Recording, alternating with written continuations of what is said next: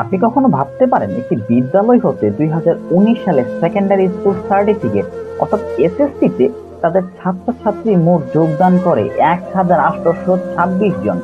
এর মধ্যে পাশ করে 1823 জন, যার মধ্যে জিপিএ 5 পেয়েছে 1482 জন। জিপিএ 5 পাওয়ার হার 81.29%। এই রেজাল্ট 2019 সালে হয়েছে ঠিক তেমন নয়। এই রেজাল্ট প্রতি বছর এর ধারাবাহিকতা তারা ধরে রেখেছে। ঢাকা শিক্ষা বোর্ডে যাদের অবস্থান প্রথম সারিতে থাকে সর্বদা। কি অবাক হচ্ছেন?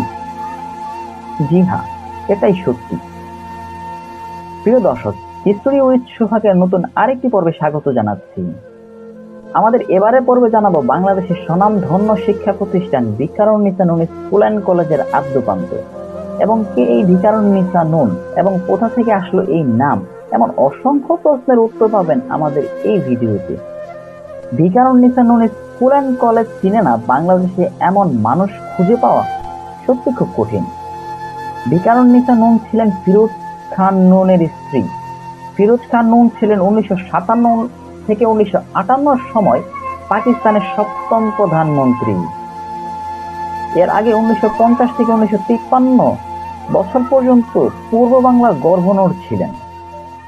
এর পরের 3 বছর 1953 থেকে 1956 পাঞ্জাবের মুখ্যমন্ত্রী ছিলেন। ফিরোজ খান নূন বিয়ে করেন ভিক্টোরিয়াকে, ভিকারুননিসার পূর্ব নাম। জন্মগত দিক দিয়ে ভিক্টোরিয়া অস্ট্রিয়ান ছিলেন। বিয়ের পর ভিক্টোরিয়া ইসলাম ধর্ম গ্রহণ করে ভিকারুননিসার নাম পরিবর্তন করেন। স্বামীর মৃত্যুর পরও ভিকারুননিসা বিভিন্ন সামাজিক সেবামূলক কাজে জড়িত থাকেন। 1950 সালের কথা, রমনার জিমখানায় অবস্থিত প্রিপারেটরি স্কুল পরিদর্শনে গেলেন ভিকারুননিসা। স্কুলটিকে বিস্তৃত পরিসরে প্রতিষ্ঠার স্বপ্ন দেখতে শুরু করেন তিনি। বিত্তবান মানুষদের কাছ থেকে অনুদান পাওয়ার প্রচেষ্টা নেন। এই ধারাবাহিকতায় 1952 সালের 14 জানুয়ারি বেইলি রোডে স্থাপিত হয় স্কুলটি। বর্তমানে যা স্বনামধন্য Viqarunnisa Noon school and college. এই দেশ থেকে যেন মেয়েরা অক্সফোর্ড, ক্যামব্রিজের মতো উচ্চশিক্ষা অর্জনের জন্য যেতে পারে, সেই জন্য চেষ্টা করে যান ভিকারুননিসা নূন। সেই ছোট পরিসরে Viqarunnisa Noon school and college আজ দেশের অন্যতম সেরা বিদ্যাপীঠ।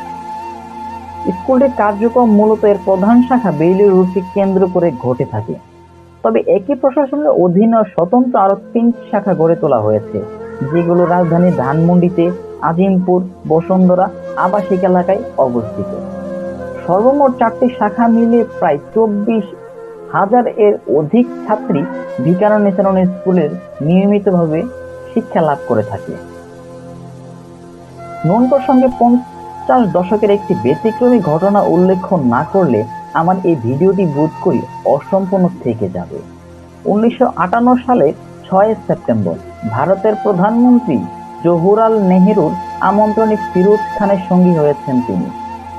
পিআই এর বিশেষ বিমানে তারা নয়াদিল্লি যান। সিঁড়ির কয়েক ধাপ থাকতেই কিভাবে যেন বেগম নূনের একটি জুতা নিচে পড়ে যায়। সিকিউরিটির কেউ নন, বরং সিঁড়ির নিচ থেকে বেগম নূনের জুতাটি স্বয়ং জওহরলাল নেহেরু তুলে আনেন। সবাইকে হতবাক করে ভারতের প্রধানমন্ত্রী জুতাটি বেগমের নূনের পায়ে পরিয়ে দিতে এগিয়ে যান। ধারণা করা যায় নেহেরু ও নূন উভয়ের অসাধারণ ব্যক্তিত্বের কারণে এই বিরল ঘটনার জন্ম।